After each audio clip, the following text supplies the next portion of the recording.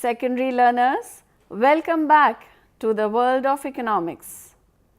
Today, we shall learn about production, concept of production function, different technologies of production, total product, average product and marginal product, law of diminishing marginal product of labor, the production process, role and importance of firms and industries, identifying various types of producers in the economy, private production units, government production units and foreign production units.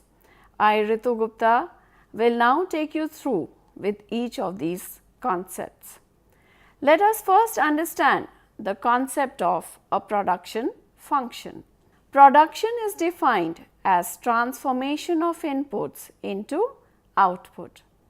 The resources used in production are called inputs and the goods and services produced are called output. For example, for the production of an output called rice, we require inputs such as agricultural land, seeds, fertilizers, plough, water, pesticides, diesel to run the tractor, etc.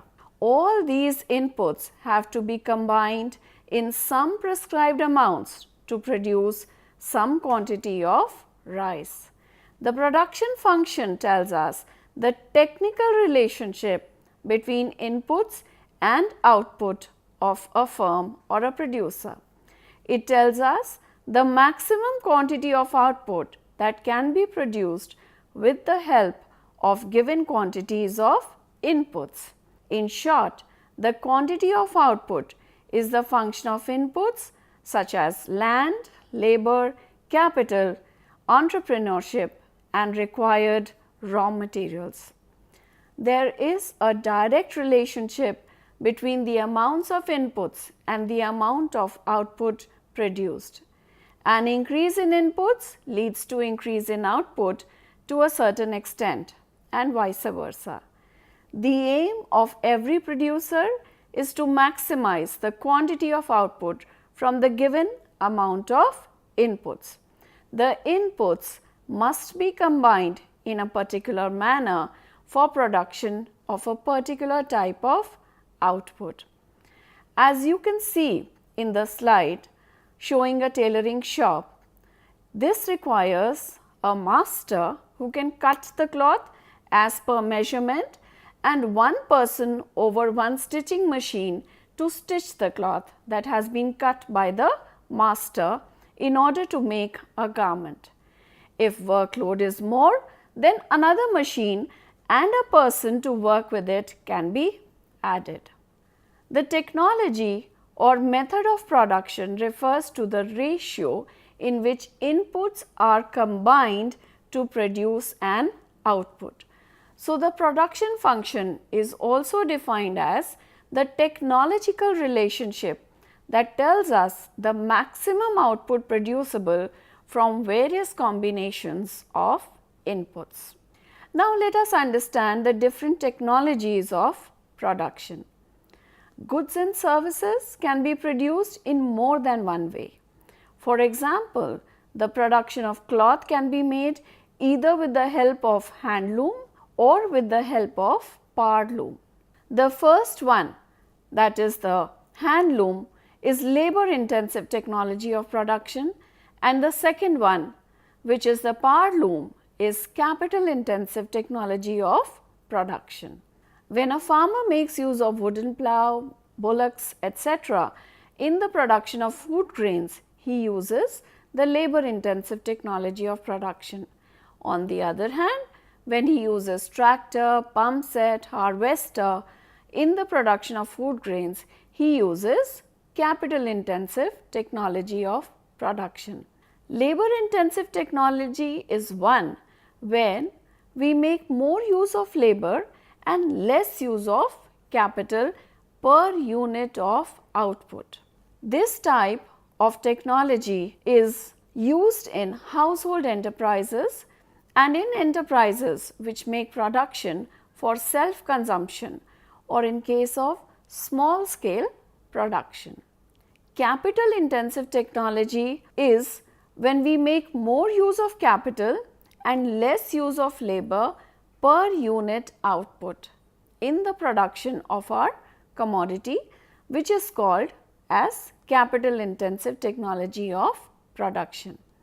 This type of technology is used when the production is made on a large scale for sale in the market in order to earn profits. It happens in corporations and government enterprises generally and in other large scale production of goods and services. Another aspect of organizing the production activity is division of labor. Division of labor increases the efficiency of workers, due to which large scale productions or splitting up of the production activity is possible. It also leads to different processes and assigns every process among different workers according to their aptitude and ability. So, division of labor can also be studied as two types. The first being product based division of labor. If a worker specializes in the production of a single good or service, it is called product based division of labor. In case of a small farmer, a potter, a cobbler or a carpenter in a village, we see that there is the use of product based division of labor. It is very common in household enterprises of developing countries like ours. When the production is made for self-consumption or on a small scale, there is the use of product based division of labor. Product based division of labor. The second division based technology is known as process based division of labor. In big production units like corporates and government enterprises, where the production is made on a very large scale, there is the use of process based division of labor. In case of process based division of labor, the production of a commodity is divided into many processes and a worker specializes in only one or two processes, and that is why it is called process based division of labor. For example, bread company manufactures bread. Raw material for bread is wheat flour. Conversion of wheat flour into bread requires 3 or 4 processes. The flour has to be converted into dough and dough has to be kept into containers for baking and containers are kept in ovens for baking. The baked bread is cut into appropriate sizes and packed. All processes required in manufacturing of bread are undertaken by different workers and nobody can claim that he has manufactured the bread. He can say that he has performed 1 or 2 processes in the preparation of bread. In government sector also, the supply of any single good or service depends on the process based division of labor. For example, take the case of a simple street lighting to be provided in a newly constructed group housing complex. It undergoes several processes. First is the installation of electric poles in the streets. The second process is connecting all poles with electrical wires. The third is fitting electric bulbs and tubes. And the final stage is the release of electric supply from substation. All these processes are undertaken by different workers. For removing any defect in the functioning of the system, there are other team of workers from maintenance department who put the system in order. Division of labor increases the efficiency of workers and leads to the possibility of inventions and discoveries because of the repetitive nature of work. It encourages the use of machines in place of manual labor.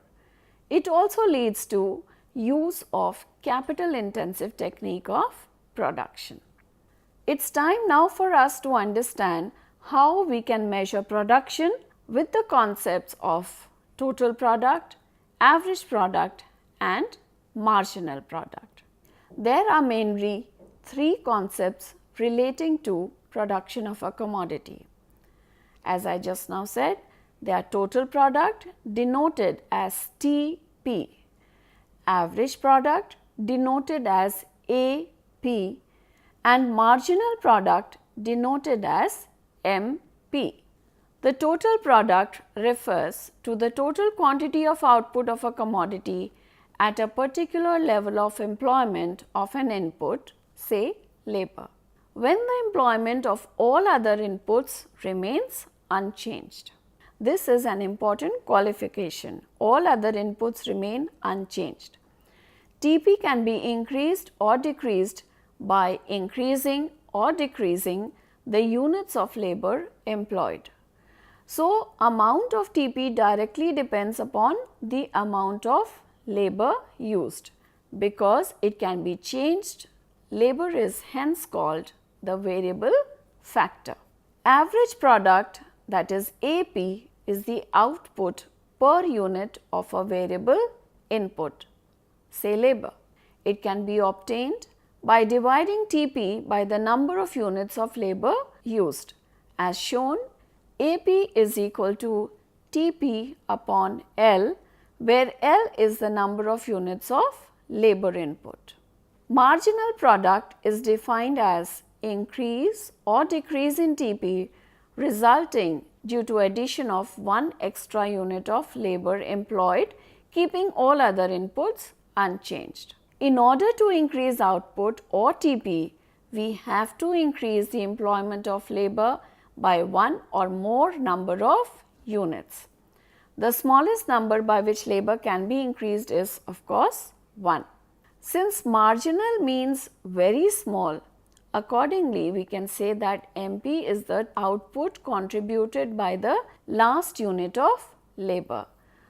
Hence, the equation for MP becomes MP equals TPLL minus TP from L minus 1 units. An example here is that one laborer works with a sewing machine to stitch 2 shirts. Another laborer joins and the two could stitch 6 shirts. Calculate the MP of the second laborer. The answer is MP is equal to TP2 minus TP2 minus 1, which is 6 minus 2 equal to 4. So, the MP of the second laborer is 4. L being the units of labor employed or the level of employment of variable factor, that is labor. It is given numerically as 0, 1, 2, 3, 4, 5, 6, 7, 8 and 9 and so on. L is equal to 0 means there is no employment of labor. L minus 1 is the previous level of employment given L. For example, if L is 3, then L minus 1 becomes 2 and so on. The three concepts of TP, AP and MP can also be understood with the help of a numerical as shown. Let us see the table as shown. In this table, we see that with 1 unit of labor, total output or TP is 0. Second unit of labor gives us TP as 10, with AP and MP also as 10, and with the third unit of labor employed, the total product increases to 22, as a result of which average product increases to 11 and marginal product becomes 12. And so on.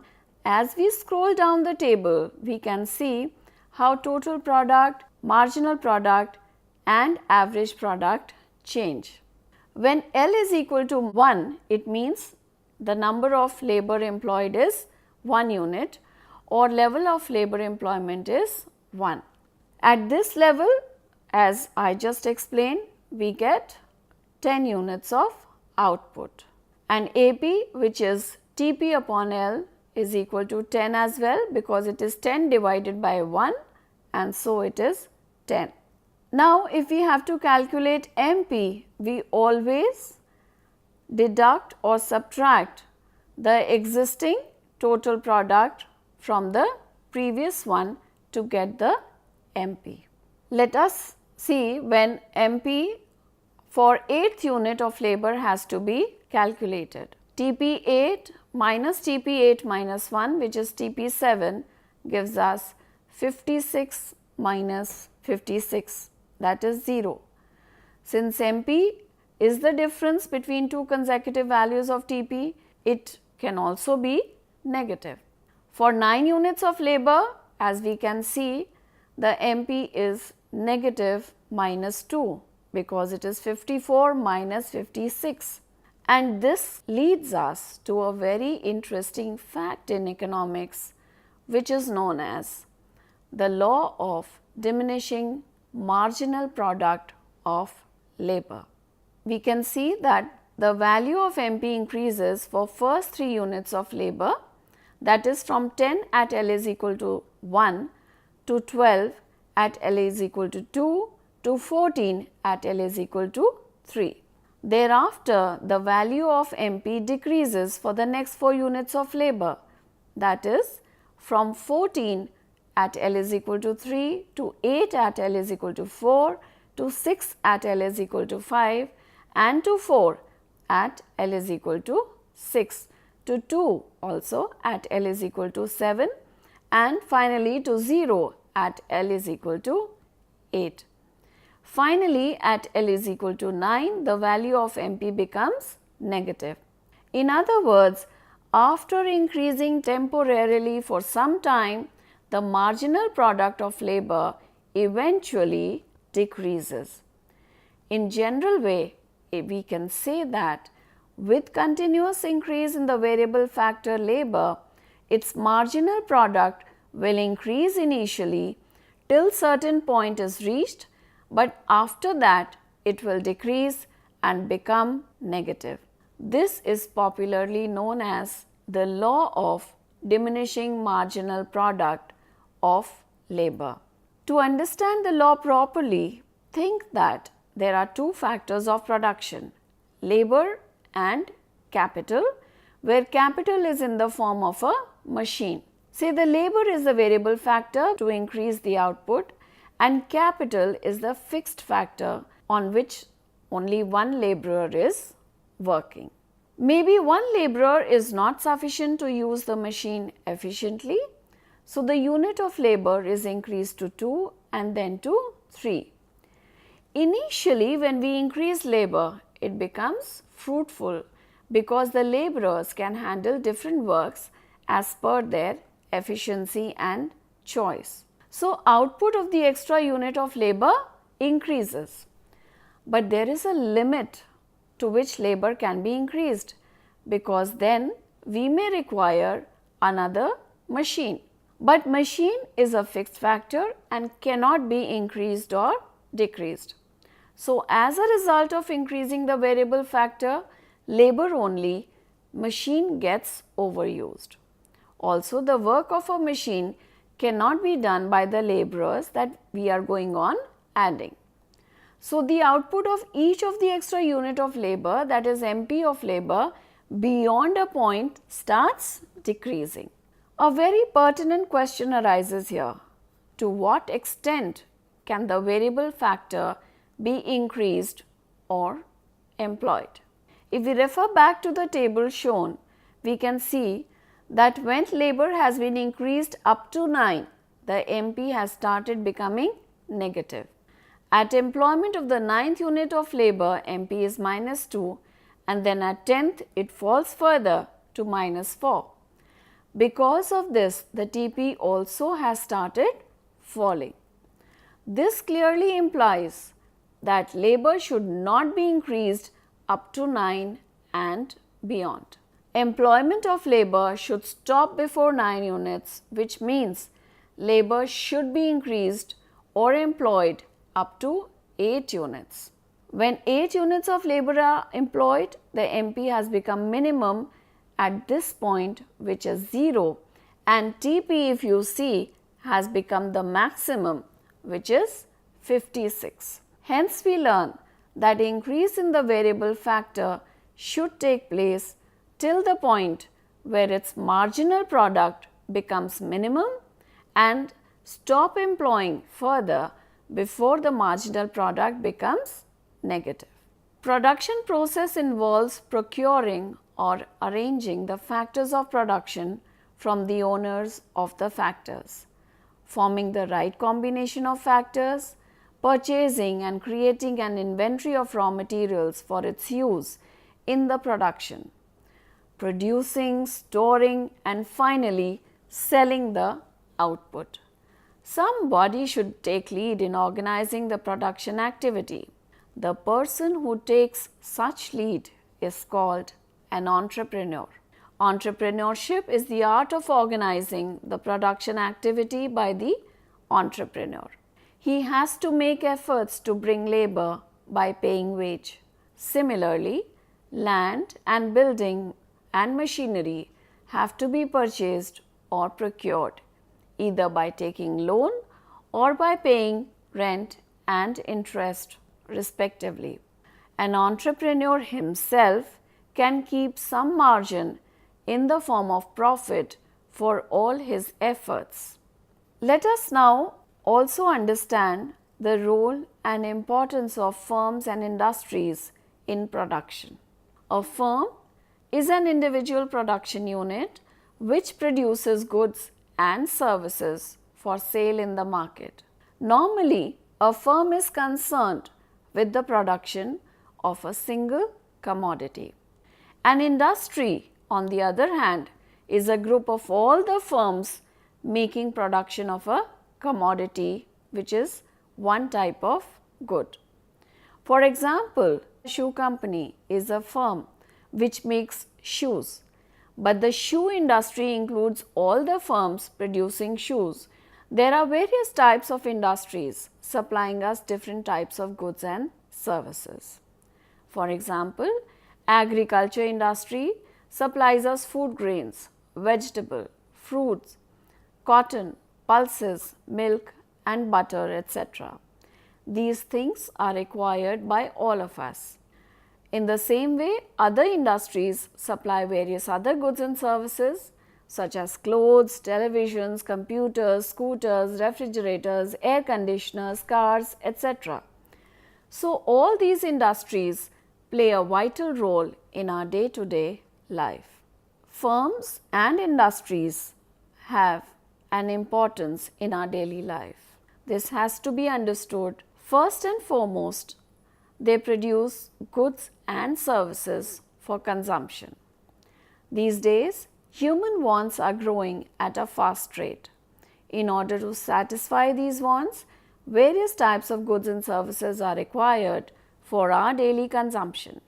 All these goods and services are provided by firms and industries. Firms and industries also provide us with goods for investment. We require investment goods such as machines, plants, transport vehicles, buses, trucks, railways and aeroplanes, ships, etc. and various other things for investment. All these things are produced by, yes, firms and industries. Firms and industries also provide employment to many persons. They are the source of employment to people. Most of the people get employment in firms and industries by which they get income for the satisfaction of their wants. We cannot live without employment. So, the importance of firms and industries can easily be understood. Firms and industries also provide us with infrastructure, that is the facilities. They provide us energy, transport, communication, health, education and housing, which is the basic requirement. Without the development of infrastructure, the all-round development of the country is not possible. So, we cannot deny the role and importance of firms and industries. We now need to identify various types of producers in the economy. These types of producers, identified on the basis of ownership, can be broadly classified into the following: indigenous production units and foreign production units. Production units located in the country and owned by the residents of the country are called indigenous production units. Around us, most of the production units are indigenous. Farmhouses in villages, shops, small factories, big factories, hospitals, schools, colleges, cinema halls, restaurants, dairy farms, government offices, self-employed doctors, lawyers and teachers, all are examples of indigenous production units.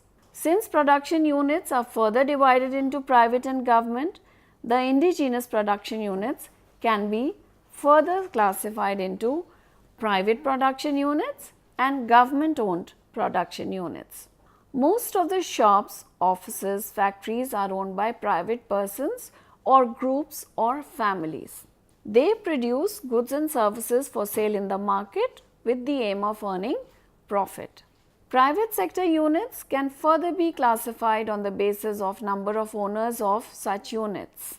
Most of the small units like labor, washerman, cobbler, tailor, milk vendor, etc. are owned by a single person, but some of the production units may be owned by more than one person. The number of persons may be 2, 20, 100,000 or a lakh or even more. On the basis of number of owners, these private sector production units are further classified into first, sole proprietorship, second, partnership, third, company or corporations, and fourth, cooperative societies, and fifth, private non-profit organizations or NPOs. A sole proprietorship is a production unit owned by a single person. He or she is responsible for the profit and loss of the production unit. He is responsible for the management and working of the production unit as well. A partnership firm is owned by 2 or more persons, the maximum number being 20. Owners of such production units are called partners of the company. All the partners are collectively responsible for the management and working of the production unit. The share of profit and loss is distributed amongst the partners according to agreement made at the time of forming the partnership. Company or corporation is a production unit owned by a large number of persons. The sum invested in the company is divided into shares. The buyers of these shares are called shareholders. They are all the owners of the company. In private company, the minimum number of shareholders is 2 and the maximum number is 50. But in a public company, minimum number is 7, but there is no maximum limit. These shareholders select some person for the management of the company who are called the directors of the company. These companies have been established under the Companies Act 1956 in India. The profit of the company is distributed amongst the shareholders according to the shares held by them. A cooperative society is also a production unit managed by a number of persons. It is a voluntary association of persons for mutual benefit. It aims at achieving through self-help and collective efforts. It works according to the Cooperative Societies Act 1912. The minimum number of shareholders is 10, but there is no upper limit. The shareholders select some persons among themselves for the management of the society. The profit of the society are divided amongst the shareholders according to the shares held by them. Cooperative stores which sell various goods to consumers at reasonable rates, cooperative housing societies which provide flats and houses to its members are good examples of cooperative societies.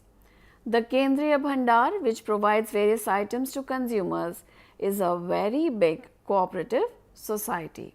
Private non-profit organizations or NPOs are private production units which are run by institutions such as trusts, societies, etc.